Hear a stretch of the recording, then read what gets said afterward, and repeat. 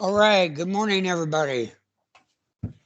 Today we're going to have Mr. Gordon Duncan speaking to us. Gordon, take it away. Uh, Thanks, guys. Last week was great. It was good to talk to you guys, and it's awesome to see so many of you today. So, as always, I love interacting with you. Um, I'm going to talk about what often becomes my favorite topic. I hope it's not something you guys have gotten weary of. But last week, at the end of my presentation, there were just a lot of talks about social media platforms and personalities. So, I kind of want to give us a 2022 overview about platforms and personalities, and things are drastically changing. We mentioned a real not a U-turn, a real right turn that left, however you view it, in October with Facebook and Instagram. But so I want to tap on all of them just in terms of our own promotion, and I'll offer this. When I was preaching every Sunday, I did my best to define words that ended in TION, justification, sanctification, all those great words that just kind of get thrown out there. And the most helpful definition for sanctification I found was being conformed to the image of Christ. And so when we get to lay terms, it just means getting more like Jesus every day, right? And so we know that God does his work, but we also know that's the work that we participate in. Mara, I just keep picking on you. If you want to understand that concept better, I encourage you to read Mari's book. He definitely talks about sanctification and its role in our growth. But God does his work, but we're called to participate in that. And I'm going to offer that very same analogy for you and your published works. That yes, God's going to put that book into the one person's hand that might read it, enjoy it, but you're supposed to play your part in it as well. And so I hate to see authors put so much work into what they've done and so much care, but then no one finds it, or at least no one has the opportunity to find it. And it is, as I mentioned last week, it's either something that you're going to grow in and get better at, or you just got to pay someone to do it for you. Those are the two choices you have. And um, those may not either be attractive. You may be, I just want to be a writer. Well, if you just want to be a writer, that means you're going to have to pay someone to promote your work. But if you don't mind participating in the process, then learning these things and being, working at it every single day. Social media does not sleep, even though we do. So I do want to, since we were talking about young and old, I want to go through the platform. So let me start with young. Is there anybody on here who is on TikTok? Is there anybody who's on TikTok? Anybody? Landon, we need to connect. And we can laugh or shake our heads. TikTok is not going anywhere. And we can say it's all teenagers, but there's 1 billion people on TikTok. And I've done a deep dive in the last couple of months, and we do TikTok for clients. We don't have a very large presence on there because it's just not something we're putting a ton of time in personally, company-wise right now. But there's a massive audience for people teaching how to promote books, speaking to authors. They're all young 20-somethings who are publishing books, and they're trying to teach hacks and tips. And some of them are amazingly naive, and I don't believe a thing they say because I've done all those tips and tricks. And then some of them are really gifted, but some of them are going to be like, how to make $100 a day selling children's books on Kindle Direct Publishing. I'm like, no, I know everything you just did. You're not making $100 doing that. But there are some very practical tips out there. And then there are also authors, illustrators, artists of all kinds. So I want to say this about TikTok, and we don't have to spend too much time on there unless someone wants to pursue it further or has follow-up questions. Whenever we refer to the algorithm is literally the mathematical formula underneath every social media platform that decides whether anybody sees your information or not. There's a lot you have to do with it, but a lot of it comes down to the algorithm. And every moment of every day, that algorithm is changing. And so the best we can do is follow the larger trends. And when we get to Facebook and Instagram, we're talking about the major algorithm shift that happened last year. But when you are on any social media platform, if you've got your phone in hand and you're scrolling and you like this thing, or you comment on something, or if you pause, all the social media platforms have just tracked what you've done and are going to feed you what you just interacted with. And so that's the purpose of the algorithm. Now, their goal is to get you to stay on that platform as long as possible and ultimately buy whatever product is being sold, because none of the social media platforms, none of them they're not the Red Cross. It's not UNICEF. They're not doing it for charity. None of them are. And that's fine. We live in a capitalistic country. They're all out there to make money on it, right? So when you're scrolling and I go, oh, I can't stand this baseball team, but I do like this player and I follow him, and then I get a debate with someone about who's going to have a better year, my algorithm is going to feed me over and over again that information. And it works that way politically. It works that way entertainment wise. It doesn't matter. And it works that way for your friends. If you've got a buddy and you're constantly interacting, their stuff's going to pop up to the top of that feed, or people related to it. And so that's the way. And so it, to some extent, all the understanding of these platforms is figuring out how to get into people's feeds. And so whereas our art is designed as much as possible to be an example of art, very few of us probably say, I literally write to pander to sell books. You might, and I'm not going to shame you for it. Go for it. If you're selling books, rock on. But social media is not that. Social media, if you're trying to promote things, you're like, how do I get it in front of people? So having said that, TikTok is the fastest algorithm I've ever seen. If you get on Facebook right now, start scrolling, your feed is fairly set for a period of time. Like Facebook has already lined up who is below your scroll. And you're going to scroll and it's going to be there and it's going to be there. On TikTok, if you pause, that scroll is changing constantly. And if you pause or click on something, all of a sudden you're getting more of that content. And it's going to feed it to you crazy quick. And that's part of the value. There's two feeds on TikTok. There's the left hand is whoever you follow, and the right hand is whatever TikTok thinks you might be interested in. But the scroll is crazy quick. And if you go, why am I seeing this? It's because you have scrolled, stopped, or commented on something similar to that.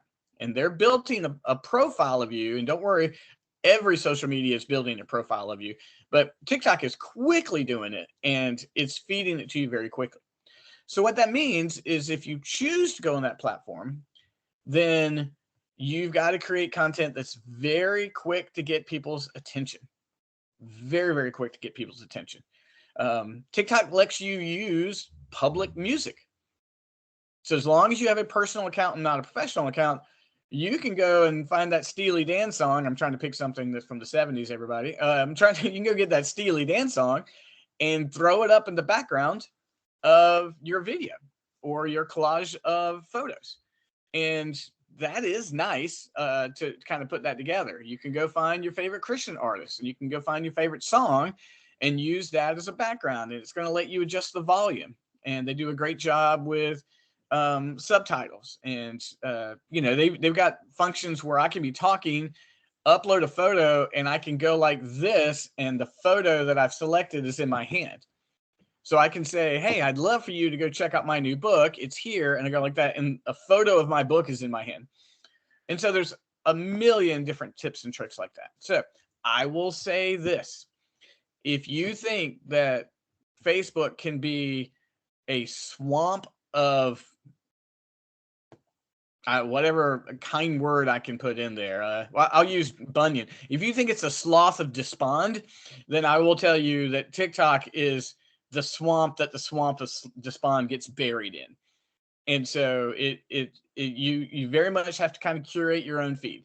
And what I mean by that is it can really be an awful, the barriers are less. There's nudity is not allowed and pornography is not allowed, but the bandwidth for what is allowed is way wider than Facebook. So I just want you guys to know that it is a helpful platform if you can learn it.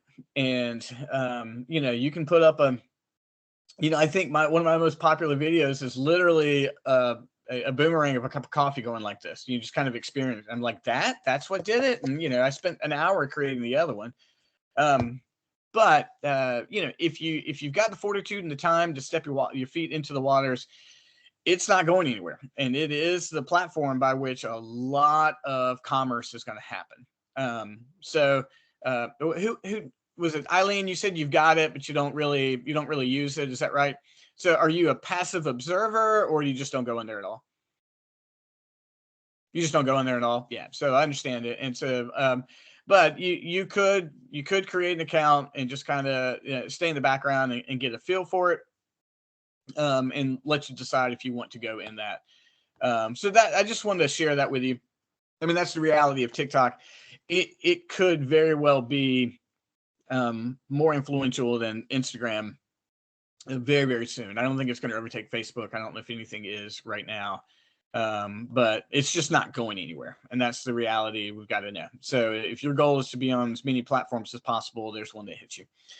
I'm going to leave all comments about LinkedIn to Tom. I mean, Tom's really the expert on that. So let's talk about Instagram, where Instagram has gone lately. I'll start with a difference between Instagram and Facebook. And we always talking about this, but Instagram is less pay for play than Facebook. And right now, Facebook is really making you pay for a broader audience. And we'll talk about that in a minute. Instagram is less so. I've always described them in this way. I mean, so forgive me for a repetition, but I know some folks haven't heard this. You've got two feeds on Instagram. You've got a vertical and a horizontal. And your vertical feed is like it's like a photo album. And your horizontal feed is a reality show. And that's the way to approach it. So your vertical feed on Instagram needs to be your best photo. It needs to be a great looking photo. Otherwise, people are not going to give it the time of day, not going to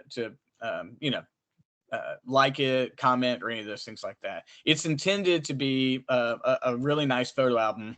But if you want to be on there, you've got to have good photos, and you've got to get comfortable with people taking photos of you or taking photos of yourself. I mean, it's just the reality of going to be on Instagram. The horizontal feed is what's called your story, and that's the reality show of your life, where you share moment by moment of what's going on. Of course, it can be a meme or things like that, but I mean, if you think, who in the world is going to care about my day-to-day life? I'm going to tell you, a bunch of people would care about your day-to-day life, even if it's if it's Joe with the walker and feeding the birds and coming back and grabbing a cup of coffee. I mean, that is of interest to the people who follow you. And so if you think my life is not interesting enough for a story, I'm going to tell you it is. And if you're going to be on there, populate your stories. Many people will look at your stories before ever scrolling down and seeing you on the feed. Those pictures don't have to be your best photo. They really don't. It's great when you have a great photo on there, and you can share your picture in the vertical feed to your story on the horizontal if you like. And then one of the things that the horizontal story allows you to do is you can scroll up and add a GIF or a GIF, whichever one you've decided on. You can type over the top of it. You can put links in there. I mean, there's a lot of things you can do on your horizontal story that you can't do on the vertical feed. One thing that marks Instagram differently is Instagram is not built for you to share links. Okay, Facebook is full of that. Here's an article I read. Here's a blog I read. Here's we'll talk about that in a minute. That's not the idea for Instagram. Instagram, you can have a link in your bio, your profile when people can see you. There's a little link there, and I must change the link in my bio once a week minimum, depending upon what I'm talking about as a marketing company. And so if I do a story, if I do a photo on my vertical feed, and I want someone to go to a link, it's not clickable in the vertical photo. It's only clickable in the link. So what I have to do is do a little hashtag link in bio, and then people have to go to my profile, click it, and then goes from there. But Instagram is not built to send you anywhere on a link unless you pay for an ad. But it's just not the design. So really on Instagram, what you're doing is you're being winsome enough that people are interested in you. And at that point in time, then they'll go. On Facebook, and we'll talk about that in a minute, you can just put a link up here. Hey, my new book has been published. You can find it here. And then people can see it and click on it. It's not that way on Instagram. Instagram, they want you to be winsome. They want you to be attractive. They want you to have content that people are going to find interesting. And then at that point in time, they may click on your link and go from there. So you're building an audience on Instagram that's not easily converted into book sales. And we have to realize as authors that we're not online for book sales. That sounds very contradictory. I know that. But what we're doing online is not to sell books. We're on there to build an audience. And that audience will convert into sales. And that's the challenging part. We're not there to sell books online, not unless we do an ad. If you're on there doing an ad, that's fine. But in your day-to-day, and that's not what we want. We want book sales, man.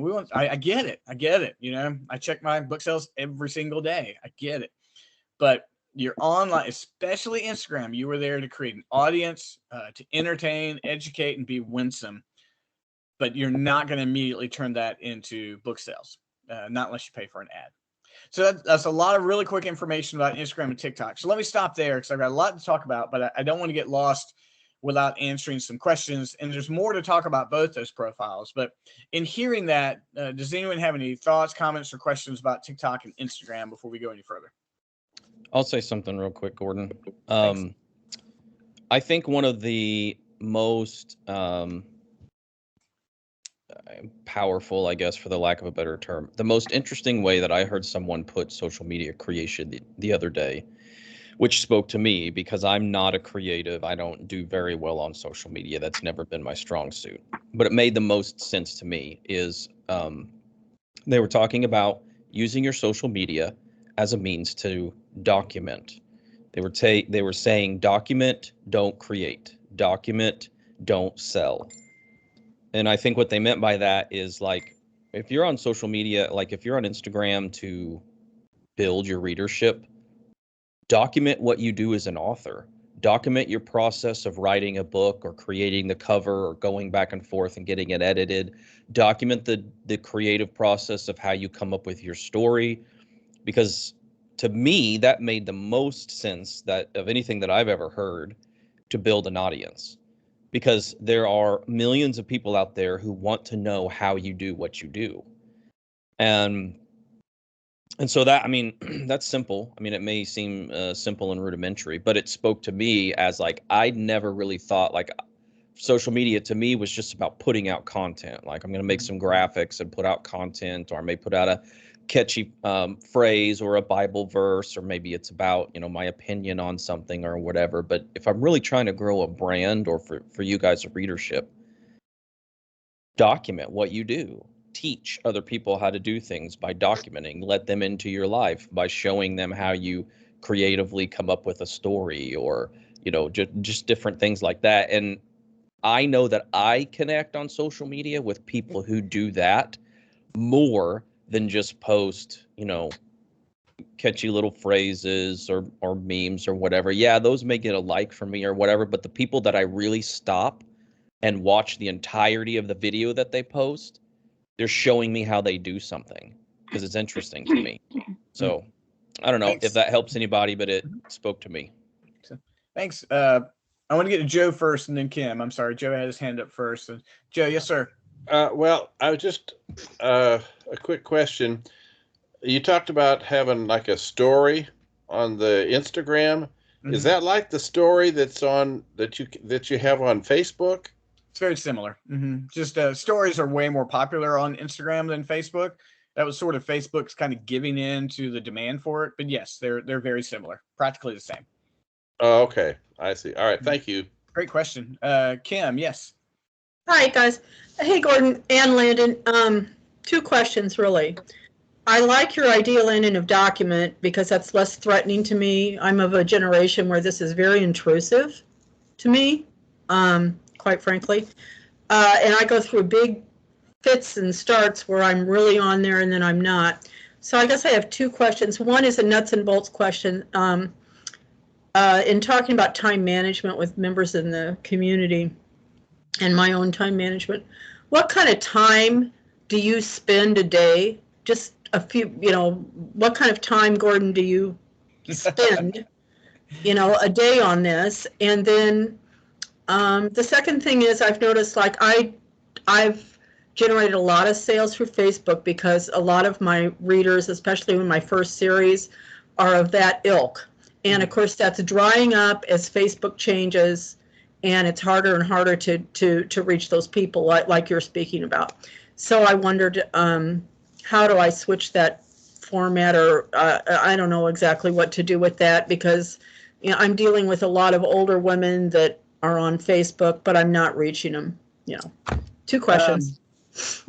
My amount of time on social media is skewed just because I do social media for clients, and difficult to track. I'm looking really quickly. I mean, because my phone tracks my phone usage, which is scary, but my computer doesn't. So I average 3 hours and 45 minutes a day on my phone for social media. Mm-hmm. And that does not include anything I do on the computer. How much of that's personal? I usually spend the first 45 minutes of every morning working on personal social media, and then pepper it out through the day. But at least 45 minutes at the beginning of every day is built on personal stuff, whether I'm immediately posting it or not.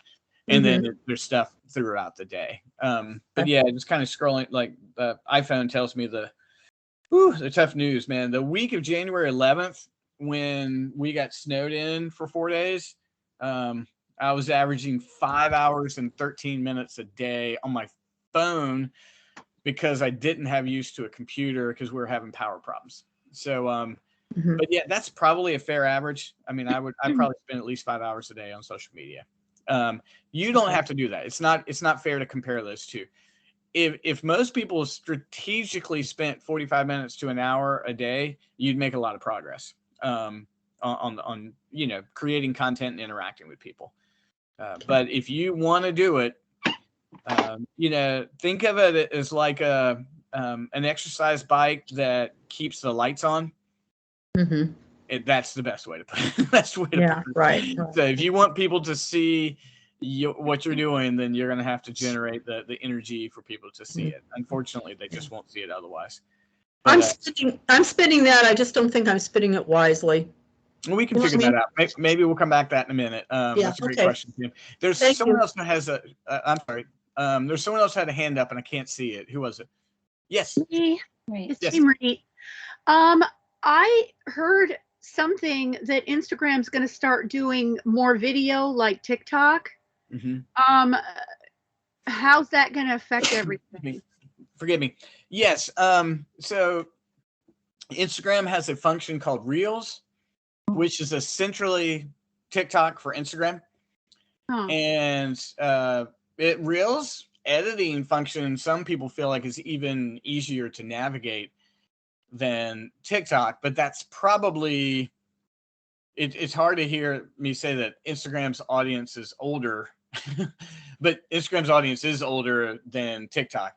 So I think they've just made a very user-friendly editable function for people who are not digital natives, like 15 to 16-year-olds. But yes, if you do content on Instagram on Reels, you do have a really good chance, because when you're scrolling through that feed, when you're pushing up, the video is going to catch your eye better than just a static image. And one of the reasons Instagram and TikTok are so much more addictive or attractive is it's just so easy to scroll. Like some people still enjoy Facebook on their computer, and that's a slower scroll of the feed. But Instagram and TikTok are phone platforms. And so people, I mean, you get a millisecond when you're scrolling on that feed, you get a millisecond. And so video is just going to be more attractive than a single photo. So yeah, Reels on Instagram are massive. They really, really are. And they do help, just attract. But you got to figure out what you're going to say, right? You got to figure out what you're going to say or create. Right. Nancy, did you have a thought? I did. 2 questions. Somewhere I got in my head that TikTok is like for 1 minute videos. Is that correct? I think Instagram has that one. It's 3. It's 3. Okay. And then Instagram for your video is like 1.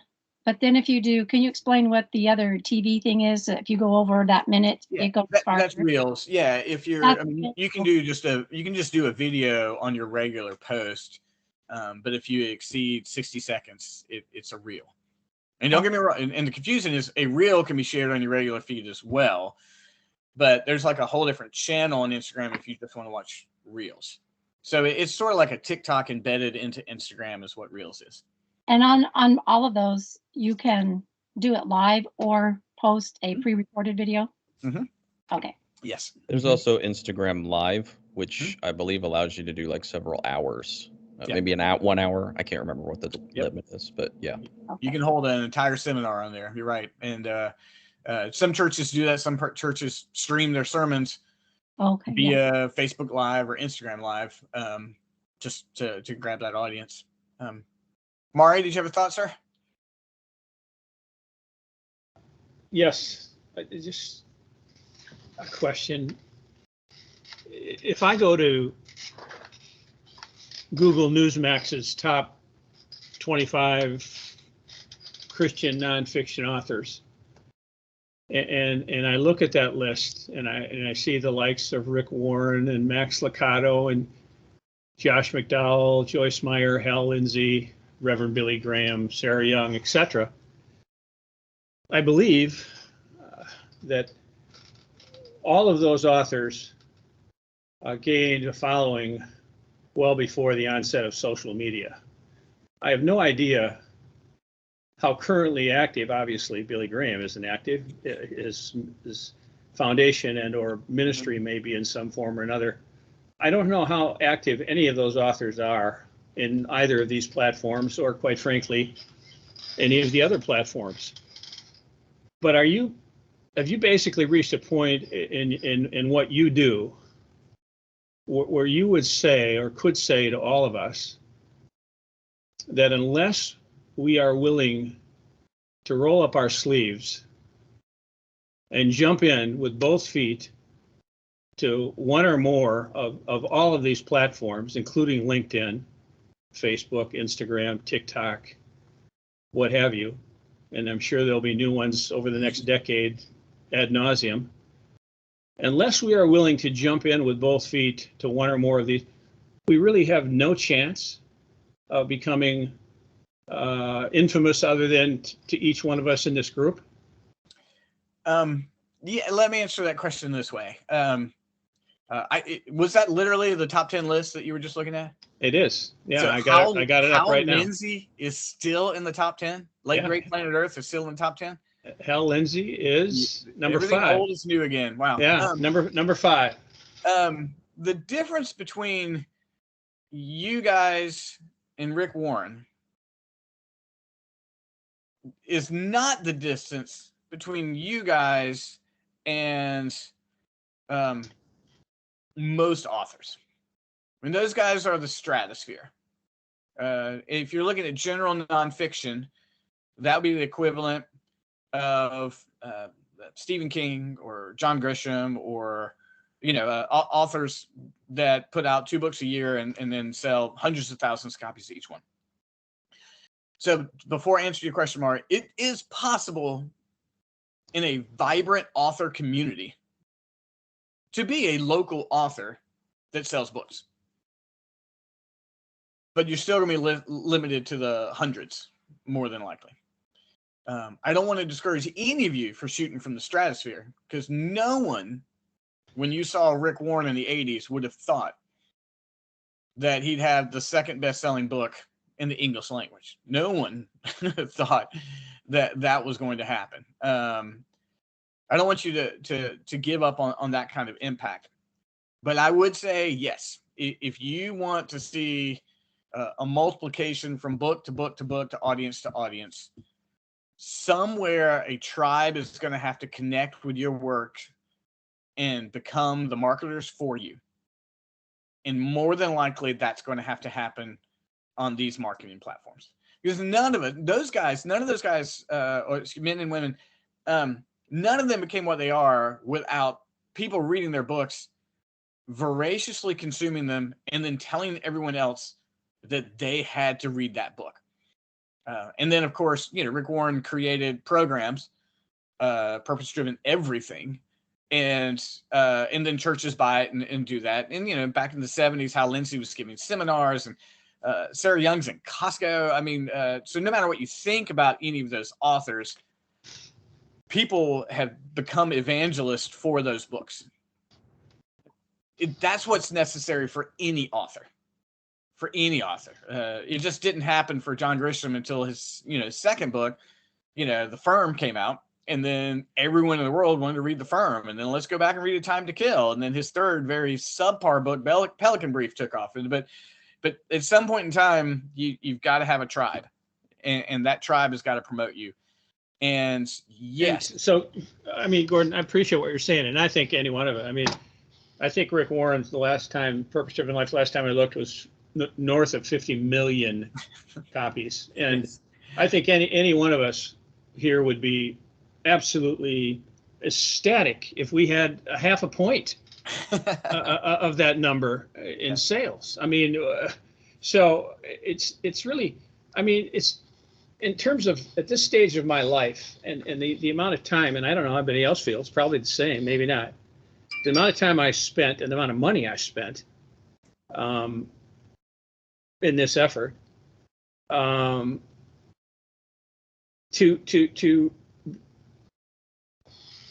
am I forced to acknowledge that if I want my book to be read by any more than a few hundred people,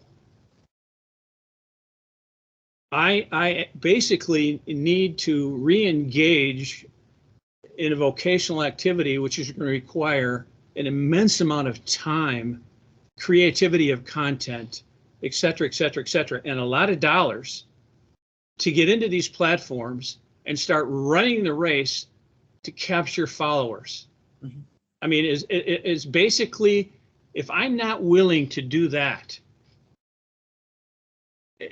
then I just need to swallow hard and accept the fact that in all probability, 200 or 300 or 400 is the number of book sales I will be relegated to. I mean, is it that straightforward, that matter of fact, that simple? Yes, it is. And it's probably best to just be that hard line. I mean, at this point in time, if you've written a book that you want people to buy, your second job is to be an entrepreneur. So it's just, I've been an entrepreneur since I sold candy at the high school, and they told me I had to quit selling candy. I mean, and that means it's just hours after hours, grinding very smartly. Both my mom and dad published books in the 70s, literally with a printer. They had cardstock, folded it in half, and stapled it on the binder. And they were part of the Johnston County Writers Guild, which actually produced Margaret Maron, by the way, if you've ever read any of her Southern works, which lets you know you can be a million copy seller out of a local Writers Guild. But when they printed those books, their audience was limited to the 10 people that showed up to the Writers Guild. It's the situation we're in, yet, however, we have opportunities that the authors in the 70s and 80s didn't have. There was no real self-publishing. So we put out the absolute best content we can, and then we have to entrepreneur our way to finding and creating an audience for exposure. And most of us just want to be authors. I understand that. I really do. But if we want a larger impact, say more than 400 copies, then it's probably going to come down to becoming that entrepreneur, or listening to the How Do You Sell a Book podcast, or finding someone to assist you in it, and probably a combination of both. So Kim and John, and we got a bunch. Phil, yeah, go ahead, Kim. Hey, this brings up something that I've thought about as sitting here. Two things, Maury, that I kind of want to respond to. One is that I know when I came to this realization that we're talking about several years ago, I decided that for me, being able to have a freedom, because I was offered, right within this context, teen Christian author studies for the rest of my days, and I am not that way, or I could branch out. So I made a choice. I made a choice for myself that I was not going to go that route, publishing house. I had done it once, that was enough. Then the other thing was, so I think, okay, if I can put some books out and I can earn so much from a book, blah, blah, blah. But this brings up a question I have, and I know what I've done with writers groups that I've been leadership in here in Missouri. This is where I believe if we put effort into this network, that we can get all of ourselves a lot further down the road. If we can somehow jointly promote the network more, it's just that many more eyes on that many more of us. So I think that we have some, and I don't know how to do that exactly totally. That's probably more of a Gordon idea. But you know what I'm saying, Gordon? Yeah. Jointly, and somehow our talents are out there. I did it publishing anthologies for people in our writers groups and selling them that way. I mean, that brought all of us, I don't know how we do it, but anyway, do you know what I'm saying? That's my comment. And I want to get everybody's questions. So I've had 2 books sell 1,000 copies. One was written to eye doctors for managing their offices, because that was the world I was in. And then I have one on the Book of Ruth. Tom's got tremendous sales. The way we did it is similar. Now, the way I did the first one, I couldn't do anymore. This is what I literally did. Well, first of all, I was blogging 3 or 4 days a week about eye doctors. I mean, I was constantly putting out eye content, which started out with me breaking up pieces of my book into blogs. I don't think you can do the second thing I did, but I went and found every eye doctor network online and literally harvested their emails without asking them, put them into a spreadsheet, and then started emailing them once or twice a week. Now, I know now you're going to get hit with lots of spam and you can get in trouble for that, but that is where I got the sales. And then I went and found an eye doctor guild up in Greensboro, North Carolina, and asked a buddy, and he let me speak. And then I asked him to, hey, I know you're in private eye doctor groups. Can you recommend my book? And he did. And I got a bump of sales. And then I edited the book and put a second version out and got a second bump of sales. And the life cycle of that book, for the most part, has come to an end because I started that in 2013. But that was when I was bivocational. I was pastor and I needed a second income. So I'm working with eye doctors and I was writing books. But that's how I did it. And Tom's story is similar, but I mean, he's getting, he's contacting people directly, asking them to buy the book and reaching out to them. And it got me to what I think is a fair measure of success for, a self-published author. But that's what it looks like, and finding avenues for that.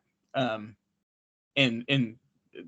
secondly, the book on Book of Ruth took off. It just took off from someone in England. Someone in England found it and started buying it and selling it. And then I just got behind it and promoted it. That one, I didn't put anywhere near as much effort into publishing it. So that one was a nice surprise. But yeah, to answer your question, Kim, that's a little bit what it looks like. So John, what were you going to say? And then Phil, we'll go to you next. Not to skew off too much on this subject, because it still involves the social media end of this for promoting yourself. But how important, 2 questions, one for Landon, one for everyone else. How important is it to have your own author's website to redirect when you're using social media? And how many authors here have their own website right now?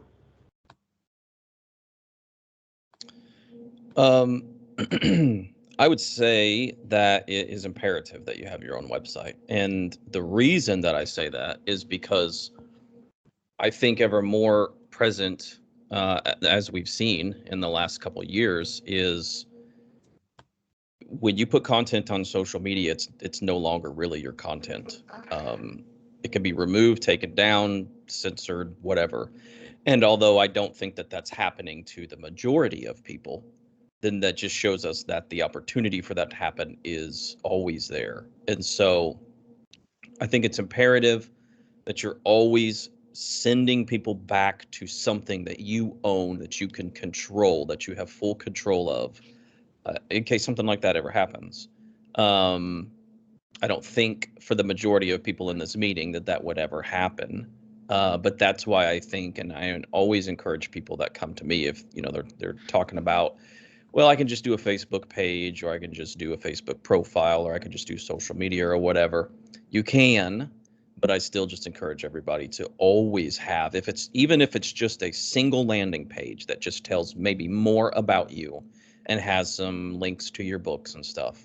That's better than nothing. Mm-hmm. So that's my opinion. Some people Right. may have some different opinions. So, Phil, thank you, Lyndon. Phil, what was your thought, sir? Yeah, I'm hearing a lot of strategy going on here as to how do we use social media. And I'm sort of a practical guy, and I'm wondering what's the process and procedure, that we can, follow or at least be aware of to get into the right social media market so that we can find our readers. And I guess this is all about just marketing ourselves, showing,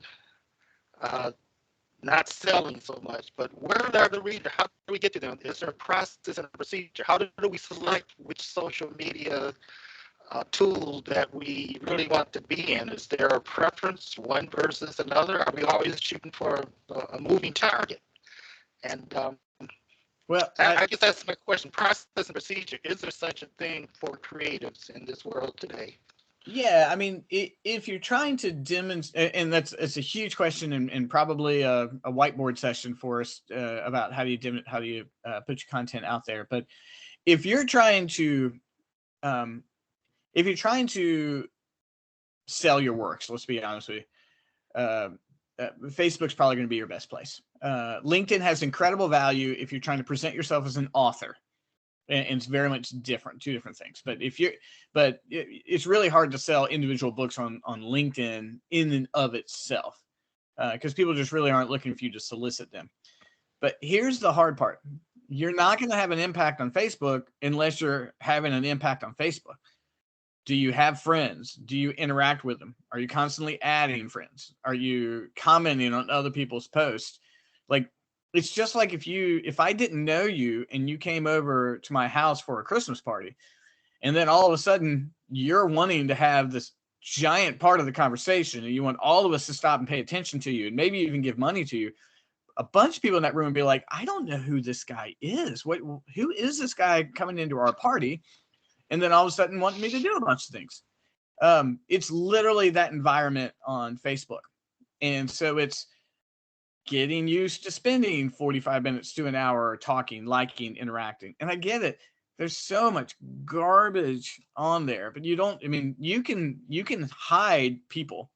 I mean, you can snooze people for 30 days. I mean, someone who's spouting heresy or the politics you don't like, or, they like the Dallas Cowboys or something, you can just go in there and hide them for 30 days and just snooze them, and you don't have to see them. You can curate your feed, but someone's got to be interacting for you. And so your page has got to be regularly populated, and we really haven't talked about Facebook a lot, and we'll try to in these next couple of minutes. But the process to begin with is getting in there and being on it. Apart from paying for ads, that's what's going to be necessary to begin to make an impact on Facebook, excuse me. But yeah, The next time, Nancy, the next time I present, and I can't do it next week. Forgive me, guys. I don't mean Nancy helps me with this. I want to talk about taking something from like a blog to an email to a social media post. And I'll try to do that the next time I sign up, because there is a process that keeps you from having to create, 100 pieces of individual content. So thank you, Nancy. There's someone else who had a question that I've missed, or at least there's some hand. Joe, did you have Joe? What's up, man?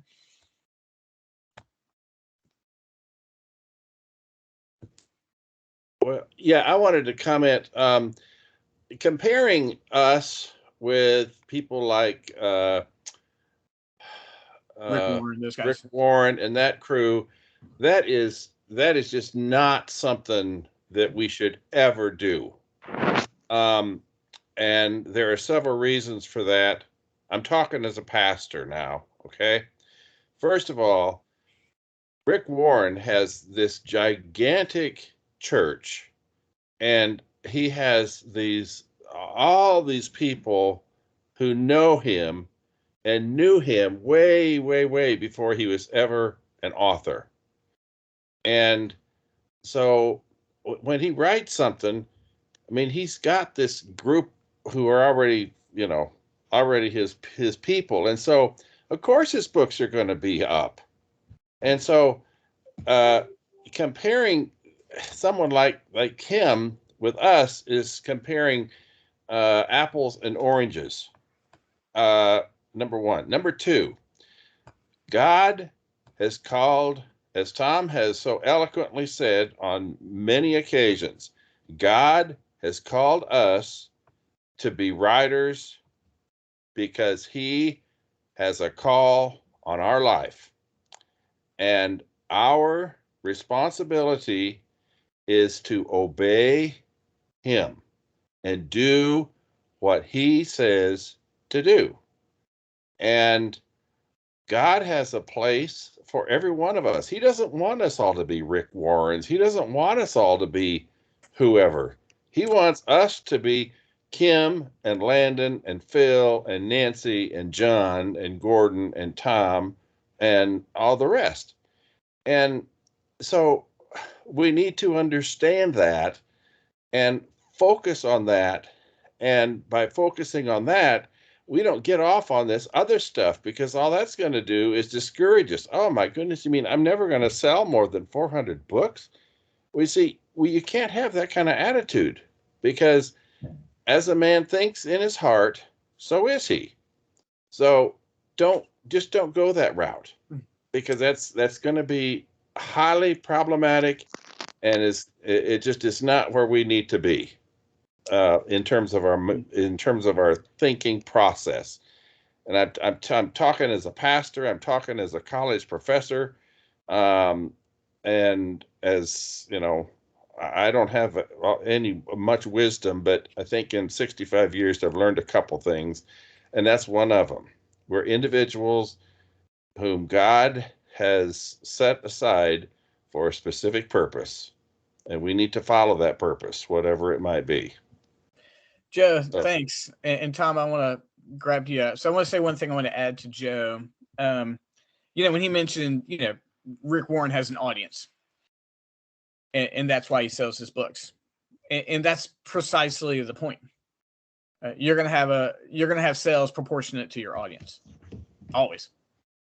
And so, perhaps God gives us a pathway towards a broader appeal, but your sales are going to be proportionate to your audience, and then secondarily, the quality of your work. So when I published the book on Ruth, I had just planted a church and then moved up here to plant the second one. I never had a larger audience than that at that point in time. I still had the audience from the church prior, because they weren't angry at me, which is good. And then I had a brand new audience, and I was writing that book in the interim between my time leaving and the launch of the second church. So I wasn't writing a sermon every single Sunday. So I went back and found my old notes on the book of Ruth, and I edited them and created a book out of it. But when I sold the eye doctor books, it's because I had a large audience. And so part of what this is creating an audience. and that audience will be proportionate. I mean, your sales, excuse me, will be proportionate to that audience. And Joe reminds us that each one of our callings are different, and God very well may be calling some of you here to just be mega authors, and I would love to see that. Right now, it is faithfulness in the work and faithfulness in letting people know about it. We have Tom and Michelle, I believe. Whoever wants to go next. Okay, I'll jump in and then try to make this short. First of all, when I sold my books on Facebook, I broke every rule that Facebook has, and probably is the reason why you're having such a hard time on Facebook now. Your fault. And that's because I loaded Facebook with friends and family, and then I was in their face almost till they bought a book. I've also been a salesman since 1969, and I carried books around me and with me, and I just sold books everywhere I went. Okay, probably some of those people would not buy another book from me if it was the best book written in the history of the world next to the Bible. But nevertheless, that's how it happened. Two things about this community. We are authors helping authors. And one of the things that I've talked about several times that hadn't generated any steam yet, except Nancy and Eileen, I think probably the two that work the most with me in this is that we cross promote each other's books, blogs, whatever Nancy and Eileen put out, I spread it as far as I can. It's called cross promoting. Now, the thing that hurts cross promoting is that there are about 1 million genres now, where there used to be a few hundred. And you can go on Amazon and you can drill down and drill down and drill down and find a very small genre and put your book in there and push the sales on it. And then you can tell everybody that you've got a best-selling book on Amazon, even if it was only 10 people that bought it, because that genre is so small. Okay, a lot of ways we can do this. But I think one of the ways that we got the Christian Book Club site that we're trying to develop, and we have the community. And on the average, in this community, there's 40 some people, and on the average, we know, I'm going to be conservative, 200 people. So if you multiply 40 times 200, I think that's about 8,000 potential audience. Now, not all of them are going to read every genre, but fiction readers read fiction. Nonfiction readers read nonfiction. Christian readers read Christian books. So we've got 3 things going there for us. Now, if each one of us, when we write a blog, would post that blog in the community and let everybody else in the community then spread that blog to their audience. You see where I'm going? It's called exponential growth. And I really think that's one of the things that will work, because we're beating ourselves up trying to find our own niche. And maybe we add 10 potential readers a year. But if we can cross promote each other, that would be several hundred readers a year. Does that make any sense? So, okay, so that's what I wanted to say, and I'll turn it over to Michelle.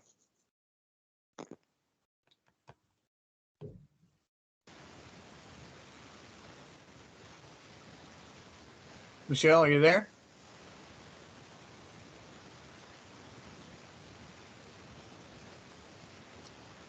I don't see her or hear her. So Michelle, say something in the comments if you're there, but I'm afraid I don't see her or hear her.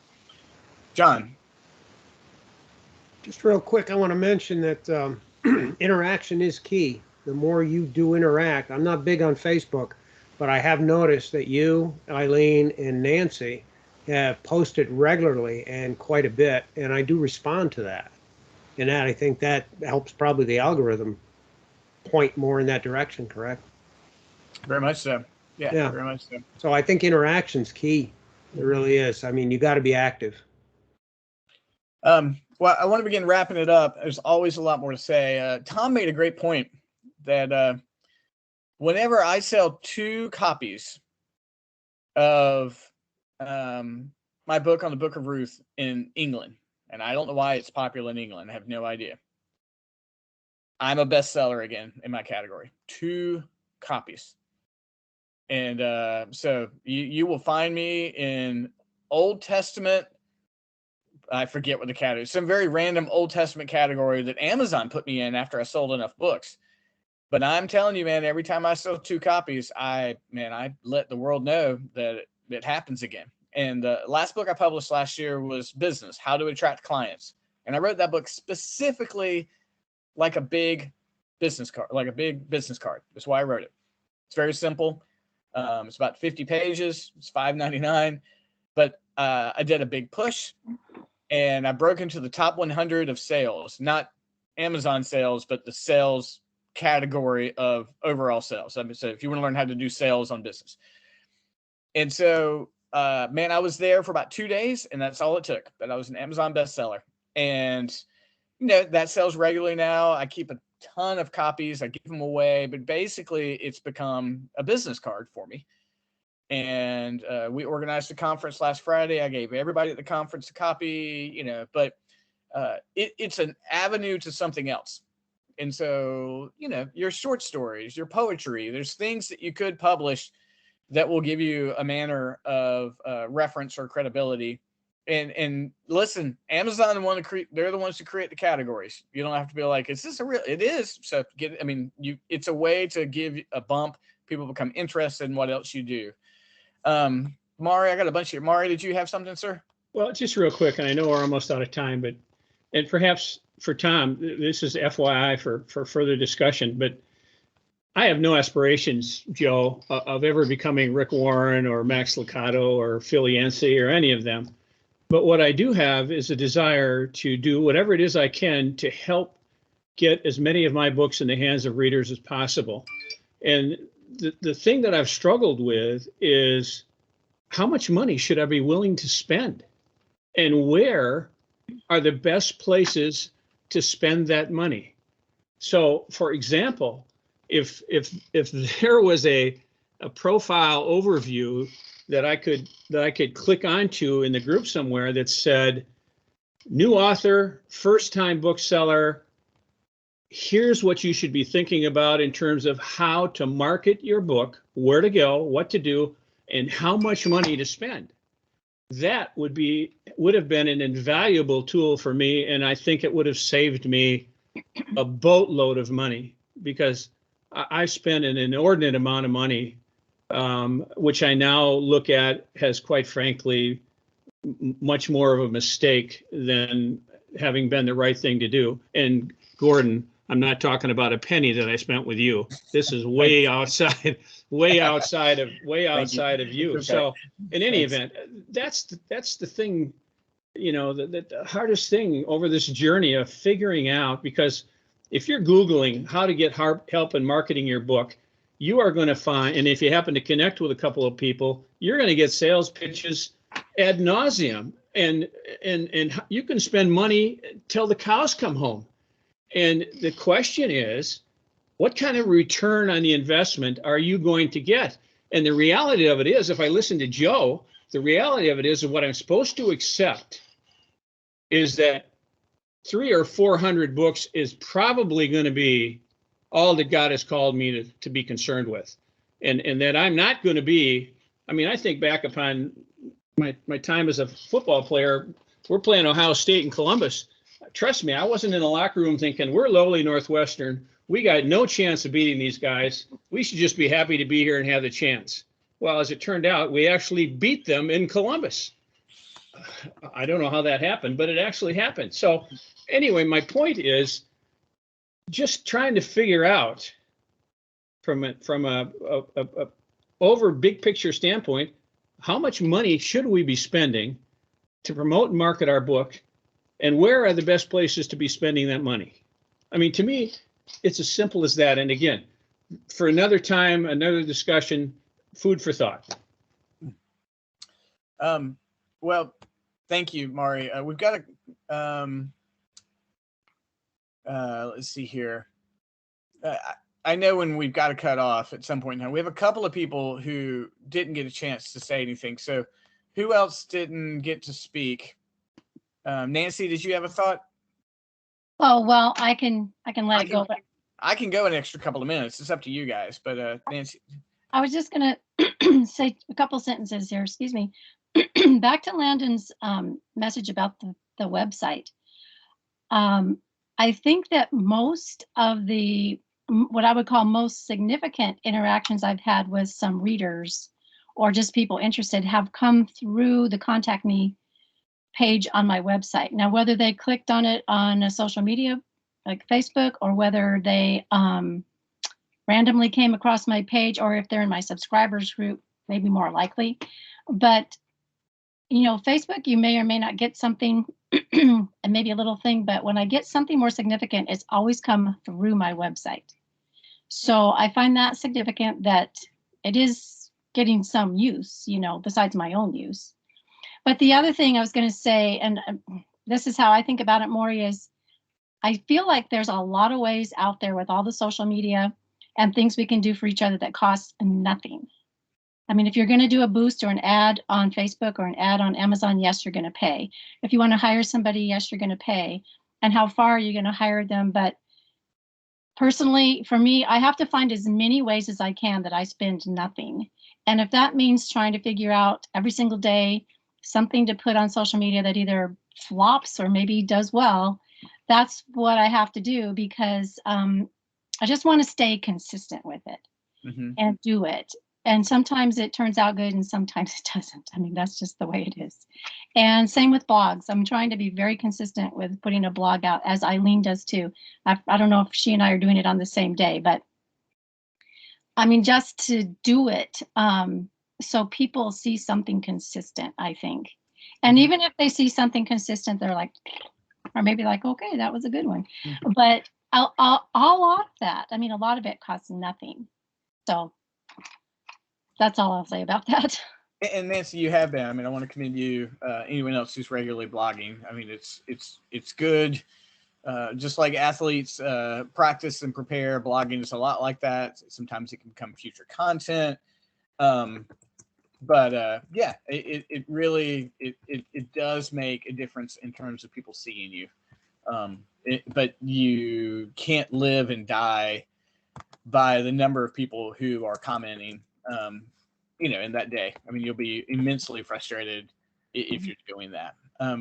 Any other thoughts? I mean, I know it's been a really great conversation, and we really didn't jump into Facebook a whole lot, but I don't mind hanging around a few more minutes if people have thoughts or questions. Anyone else? I mean, I'd love to just go ahead and hop in if you've got it. Thanks, Gordon. It was good. Oh, thank you. Thank you very much. Thank you, really. Good conversation. I got to go, guys. See ya. I'll see if I can get this link onto our readers page. I mean, our Teams page. But I'm attending tonight a free webinar, or later this afternoon, by Mark Dawson.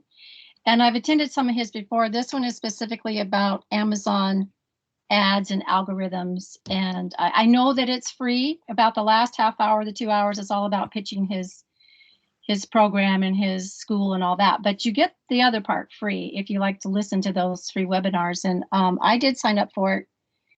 And I'm going to go to that today and hopefully pick up some tips. And if I can get it into Teams, I'll try to do that. So, I mean, there's limited spots. That's what they say. But maybe you can get in there too if you're interested. Thank you. Let me throw out this again, so many conversations for further days. But if you want to raise your profile and maybe put out a little bit more content, and Joe is he still here? Joe. So when I wrote my sermons, I was a manuscript writer. So I wrote my sermons out note for note. And then I had them in my brain and went up and preached. So I didn't read them by any means, but so I wrote 8 pages of manuscript every single Sunday. That was, I knew, 32 to 35 minutes. We met in a Y. I had a real time, YMCA. I had a real time, it was, I couldn't go long, the basketball players were going to come over and take us. So I knew 32 to 35 minutes was my spot. And so basically, for 17 years, I wrote a novel every single year, if you do the math on that, right? But all of a sudden I had all this content. And so an 8-page sermon formatted into 20 pages Kindle. And so I would just publish a Kindle single release every single week. And the cover was the exact same, because remember on Kindle, you don't have to do the pain that comes with a full wraparound cover and all that stuff. You literally just have to have an image. And so I would change it to go with the sermon reference, but there was no design. It was not, anything at all. So when I did the book of Ephesians, like I looked it up, it was 13 pages, this one sermon. I'm still number 1,849 in the letters of Paul in theology. But when I would publish it, put it out there, I'd break into the top 500 every now and then, and people love to talk about Paul. You'd have one every now and then that would kick up, and you'd be like, hey, I'm in the 150. I think I had 2 broken to the top 100. And it was decent content. I wasn't throwing junk out there. It was stuff I obviously cared about. But it's a 13-page Kindle reader. There is a category on Amazon, 30-minute religion and spirituality short books. And so, and I presently sit number 5,000 in all of those. But it's literally a category that you can read this in 30 minutes. They sell for 99 cents. I'm not making money. You know how this works. I'm not going to make any money off this. People are going to pay 99 cents for a 13-page read. But if you've got content, I mean, Nancy in a year has got an anthology of blogs, and then she can edit them and theme them. And my first book was literally just cultivating, which is still out there with the worst cover ever. It was literally just taking my blogs from a year or two and making a book out of it. So it's if you've got content that you think is decent, create a Kindle out of it. Put it out there. People might want to read it. It gives you something else to talk about. You're going to spend a half a day formatting it. It's not going to be the worst thing in the world. You don't have to go through all the cover stuff. You don't have to. It's just an easier way to have something promotable and get people going. And then, if people like your stuff, they're going to click on your name on Amazon. As long as you're updating your Author Central page, you're grabbing it and make sure it's your book. It's another avenue to kind of let people know who you're out there. It's not your avenue to make $1 million, but it is an avenue to promote yourself a little bit more. And some of you guys could put out content once a month that way. You've got stuff sitting around. And so, but guys, we have gone well over. Thank you so much for. I always think that this topic of social media is going to get boring, and then you guys make it super interesting. You guys always have fantastic questions. And Phil, I'll try to put something together for that next time where we talk about just if there is such a thing as a formula. I've got some ideas to that. Any last thoughts or questions, guys? Well, Tom, you're the host. Yeah, all I can say is, wow, what a session. And these are the kind of sessions I've been dreaming about for a long time. So thank you very much, Gordon, and all of you who are here, and see you next week. That's great. Bye, guys. See you. Bye, Great talking to you. guys. Bye.